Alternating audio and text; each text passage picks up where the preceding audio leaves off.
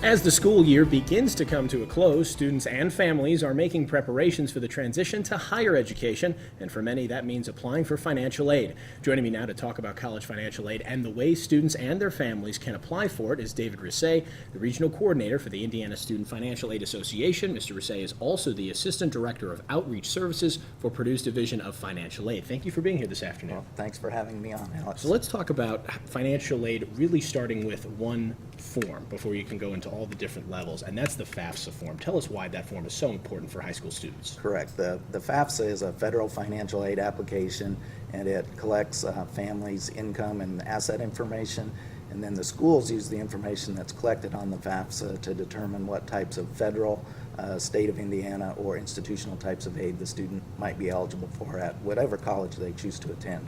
And it's really designed to have the students and families fill it out, give all the information that they know where that is required, and really let the school and the government and the state figure out what you would qualify for from there. Right. Many types of financial aid are income-based financial aids, and so we have to have a mechanism to collect that information, and the FAFSA is the mechanism that most colleges across the United States use. And for many students, even low and middle incomes, a lot of them think, I know this is out there, that they think college is just not for me. Maybe my parents didn't go to college, my family we don't do college.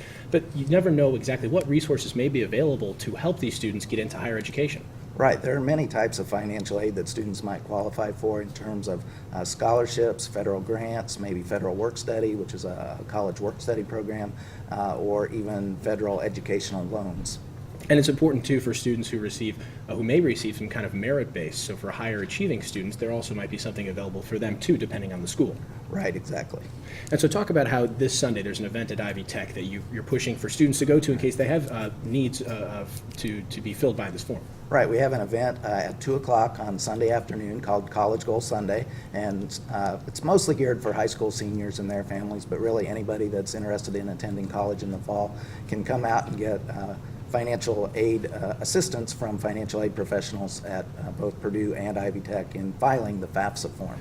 And for many students, I know this can be a stressful time for not only students but their families. They have a lot to choose from, whether it's the college and the financial aid aspect. What advice would you give to students and their families about the process as a whole? Right. Everybody should file a FAFSA. We recommend that. It's all done online now, so the process isn't as hard as it used to be. It uses skip logic, so if they answer questions in certain ways, it might skip several other questions, and so it's a much easier process, and really it's the starting point for everybody to see if they can qualify for types of financial aid. All right, David Reseigh from Purdue's Office of Financial Aid. Thank you very much. Thanks.